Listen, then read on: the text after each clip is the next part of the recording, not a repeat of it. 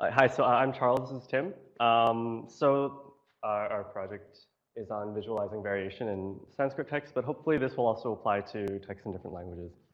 So the software that we're going to be demonstrating today is being developed as part of a project at UBC, led by Atish Satye on the Vetala Panchavimshati, which is a compendium of Sanskrit folktales. So our part of the project is focused on developing tools for analyzing and visualizing this large corpus of manuscripts, and for eventually creating a critical edition of the text. There we go. So some of you will know what a critical edition is, but just to sort of clarify from our position here, most Sanskrit texts as we encounter them are edited, reconstructed from a number of witnesses. We don't have an original version of the text, and we don't have anything really even approximating an original version of the text. Instead, we have hand copies and hand copies and hand copies. And so in terms of a manuscript tradition, a single Sanskrit text can be written in a number of different scripts, and the transition between scripts can cause all sorts of interesting things, the skills of the scribes, etc. And also in the case of the Vetala Panchavimshati, this process involves a really large amount of often creative variation of the contents of the text. So by the time it comes to us from the 13th, 14th century to the 18th or 19th century, entire sections of the text have kind of evolved in different areas into different parallel readings that may have derived from some change or misreading, but have now turned into their own unique things. So, resolving that becomes kind of our challenge. And here you can see sort of two examples of the widely divergent materials and scripts and legibility and condition of the text, the objects that we work with. Okay, so here's an example of a critical edition and what traditionally a critical edition entails. So this was produced based on partly on those two manuscripts that you saw in the last slide. So at the top, you have the editor's version of the text. That's actually my edition, so that's my version of the text. And then in this bottom half, you have the variant readings in all the manuscripts. So you can kind of think of this as the top as kind of the editor's hypothesis of what the text actually is, and then the bottom half as the evidence that the editor is actually drawing from that allows him to make these inferences about the text. So again, so for me, I was trying to look for an originary kind of authorial text, but that's not what all critical editions are going to be looking for. So this edition was based on 17 manuscripts or witnesses in total, and you can see it's already getting pretty crowded in the critical apparatus at the bottom. And for the Vetala Panchavimshati that we're working on, we're working with over 80 manuscripts, so it's going to be pretty difficult to fit that all into a critical apparatus. But that's not just the only problem with working with so many manuscripts. We also have the problem of how to choose one reading out of like these 80+ readings out of all these different manuscripts as an editor. Like, which do you choose and how do you choose a particular reading? So the exact methodology that editors use it's pretty varied, and it's not very rigorously defined. Like, it can be very contentious how people choose readings. But one thing that can help with your decision making is to make a systematic hypothesis.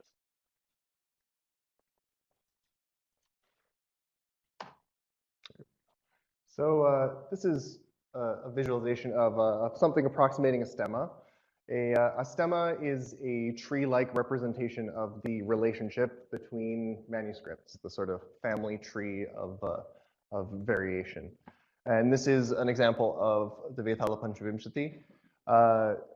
You can see here that we have some intermediate states that go back before we get to what doesn't really look like a single, sort of is difficult to say as a single kind of original state, but certainly kind of coalesces around a couple points. Now, the only thing that I kind of want to caveat when looking at a stemma is that, you know, these on the left-hand side, we have all of these different existing manuscripts. And then we have these intermediate points, which don't necessarily represent one thing that these manuscripts diverged from, but some point at which there was one or more actual objects that may have been responsible for this this variation.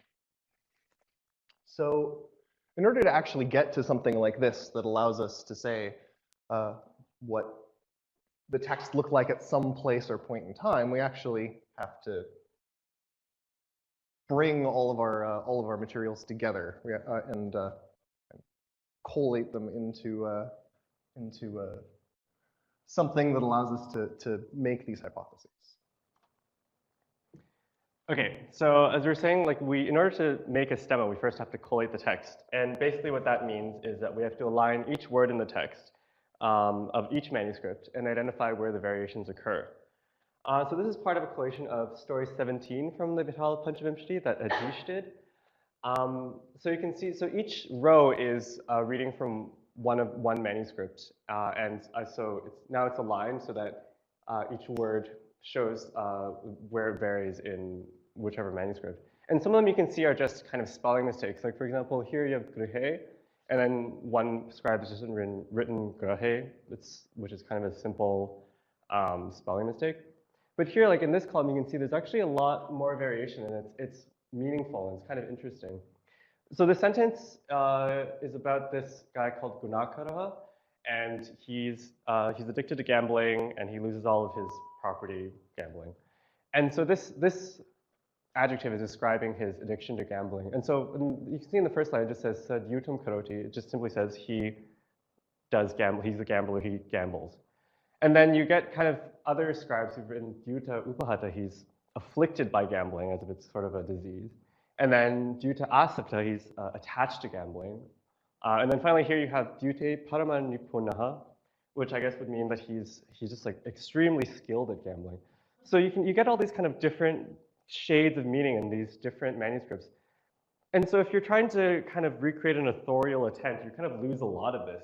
You're kind of just saying, okay, well, I mean, maybe if you, for example, if you're taking the majority reading, Dyuta Upahataha, you kind of miss out all of these other possible readings that are attested in actual materials and that were probably being read somewhere. Okay, do you want to talk about that? Yeah. So once we've got some part of our text collated, in our project, we sort of employ a partially automated process using a piece of software called CollateX that handles sequence alignment and some fuzzy matching, and then we refine these in sections so that we can actually kind of process them. Then we can generate some possible stemmas or stemmata using a number of different processes. What we use is we use Parsimony Analysis, which is taken from the field of evolutionary biology. And in Parsimony Analysis, what you do is you take the characteristics, you enumerate the sort of characteristics of your taxa, your manuscripts. And a particular character or characteristic is given its 1 or 2 or 3 or 12 different variations. And parsimony analysis algorithms try to find the simplest explanation for when things diverged and how things diverged. So what we end up with is, so when you do this, often what happens is you end up with a whole lot of possible trees explaining how things split off that are equally likely. And what you have to do is kind of compare all of those different equally likely trees and see what patterns emerge.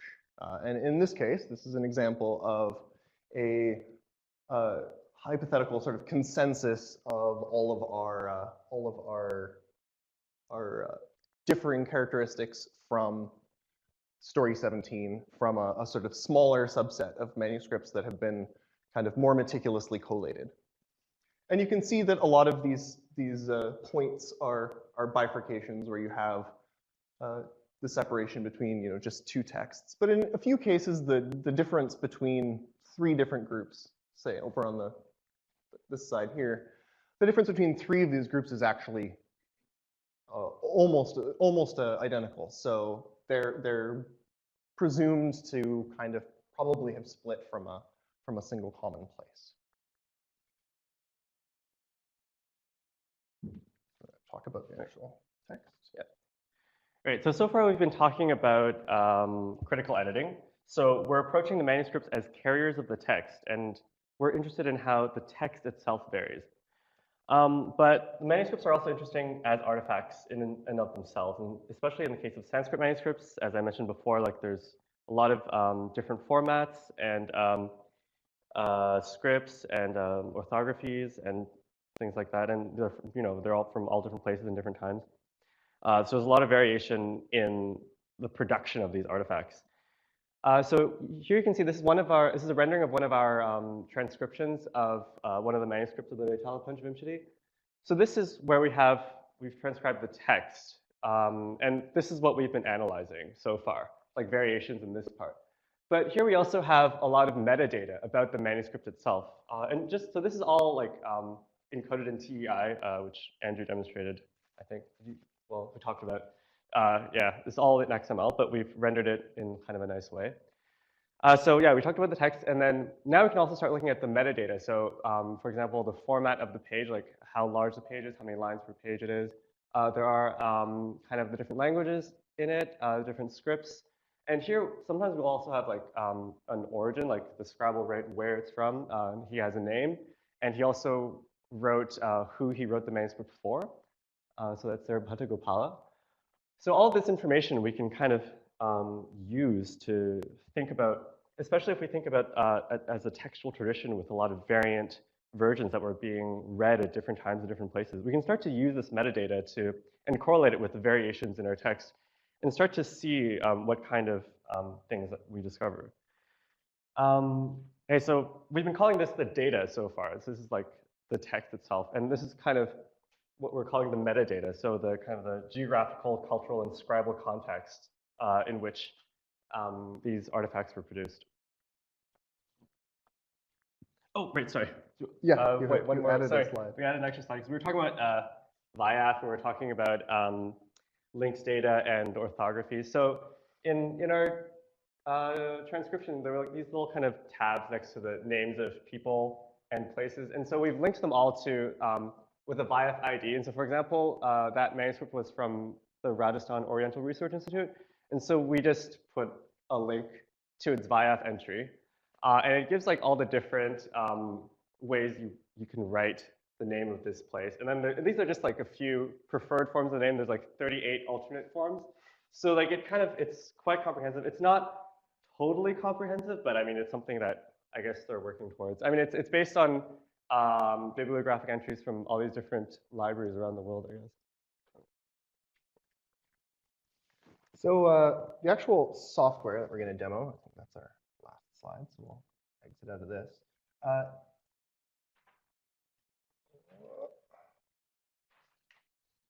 So the software that we're showing today is actually designed as a sort of modular suite for a whole bunch of different parts of critical editing. It provides the ability to view and edit manuscripts and to look at collations and look at inferred trees and visualize the relationships between these things, and even to, although we won't be demoing it today because it's not working in this build, even to kind of reconstruct these intermediate states. So basically how it works is it just loads a directory of files, and in this case we have, you can see the project that we have here has, I believe, 83 of these XML files loaded into it, and we can look at what the sort of basic bibliographic information is, whether this is an incomplete Devanagari manuscript, it's missing, or it has about 38 folios damaged. And in some cases, we have kind of a guess as to when the manuscript is, and in some cases, as Charles' example manuscript said, we'll actually have a proper date that we have transcribed from Shaka Samvat or Vikram Samvat into a specific sort of common era date. And we also have some collations. Here we have one collation. This is the smaller tree that I showed before of the 17th story of the Vetala, with the sort of refined collation. And we also have a sort of more mechanical 61 taxa version of the same thing. So this is where our actual trees come from, and this is where we're going to actually visualize some of this information. So here is the tree that I showed on the slide before. This is our consensus tree of our small version of a story. And what we have is a whole bunch of different potential sort of ways of looking for patterns or commonalities that maybe show us where the systematic hypothesis here has some issues, or maybe show us where there are some interesting sort of points of inquiry that should be dug into more thoroughly in the text.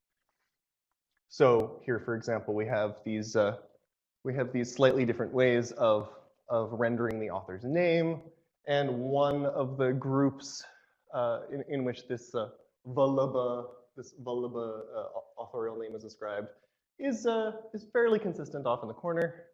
Down here, all of the Vallabhadasas seem to be together. We have at least one interesting thing happen when we're looking at the dates of these. I think all of the dates are entered, so we have no other or unknown. In this collation, one of our oldest witnesses, which is transcribed in 1914 from a 1487 text, is actually very closely related to one of our youngest copies from the Bhandarkar Oriental Research Institute.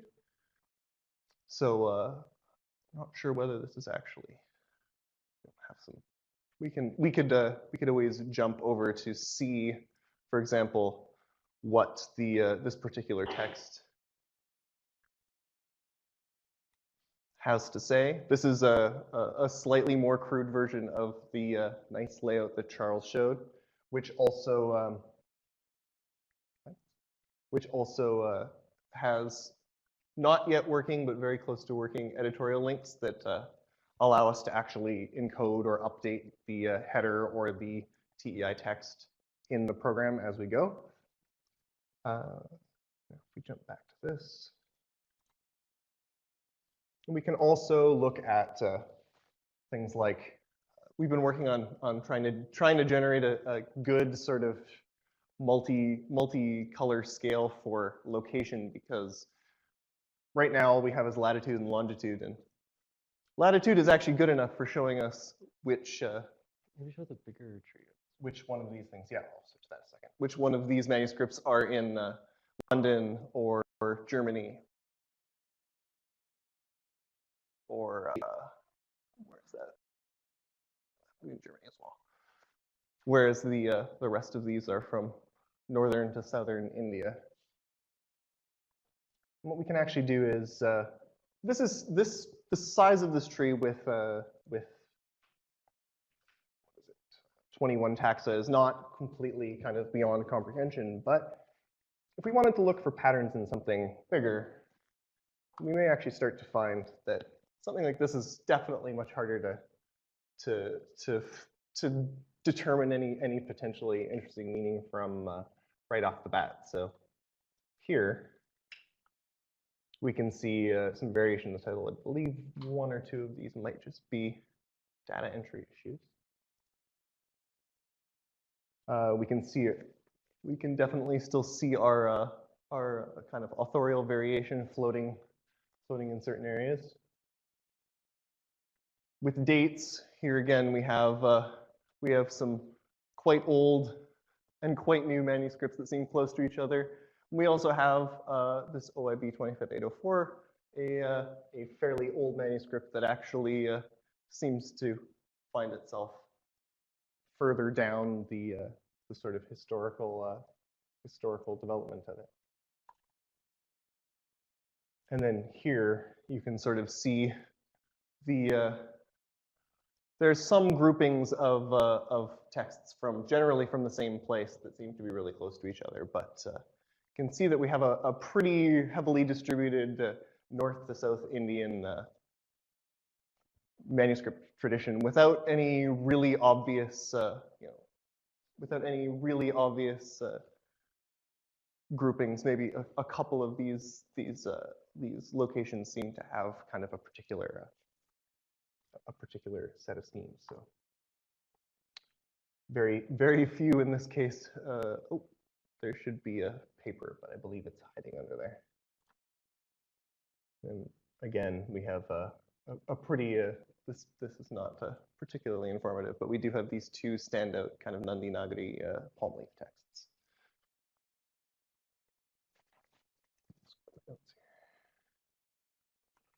Now, in addition to this, it's also definitely possible. This is the color in this case is the metadata, the bibliographic data, the data extracted from the structure of the document, laid on top of another visual structure developed or generated from the text itself. So the data, the metadata aspecting the data.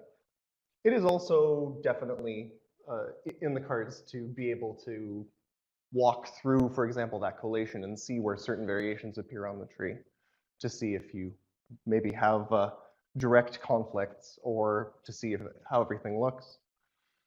And yeah, and as well, working towards being able to say jump to this hypothetical node and actually view the matrix of what variations exist in that tree, which we showed in Vienna a while back, and is still kind of in the process of being refined into something a little bit more immediately useful. So, yeah. So yeah, that's what we have so far. The metadata thing we've kind of just dreamed up pretty recently. We were like, well, I mean, we've done a lot of work on the structure of the text and like variations in the text. But what can we do when we start to overlay some metadata on top of it? Like, what kind of correlations do we find? Well, I mean, we're just kind of like starting to work on this. So hopefully, yeah, we'll find some interesting things soon. Like maybe for the World Sanskrit Conference, if anyone's coming, we're going to present more. So hope to see you all there. Thanks.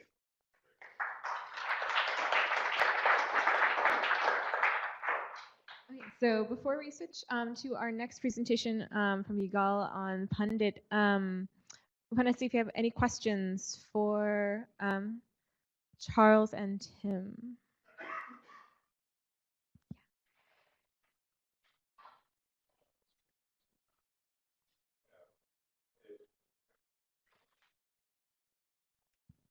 This is great and impressive and inspiring as usual. Do you have a general approach to parallel texts? So say somebody cites something from the Vetala Panchavimshati or some other text that you're working on. Is that something that you just put aside, and then when you're editing the text, you look at it after you've constituted your stemma and whatever, or is there a way to treat those as witnesses? So, do you mean parallel texts, like someone else, like something that exists inside the Vetala that also exists somewhere else? Or that, or maybe specifically references or quotations from that text in another text. Yeah. Well, so in the Vetala text in particular, there are all of these subhashitas. It's constantly a little bit of prose and then a digression or an aside to some kind of proverbial verse. And almost all of those verses are enumerated in Ludwig Sternbach's Kavya portions in the Katha literature. And so we actually have every one of those verses encoded with the number of it in his text. And then when we discover either very significant variations in our own materials that he didn't enumerate, we really, at this point, just added kind of an ad hoc numbering scheme. But we have sort of an inventory of these, what each of these things means, and for the ones that there are, Bodlink numbers for, or that exist in some kind of canonical place, we've added references to those. We also actually collate because of the sort of huge amount of text variation. We actually collate the verses in a lot of cases as just the specific ID of the verse. And then the contents of those verses kind of get their own analysis to see if there's sort of meaningful variation. Any other questions for now?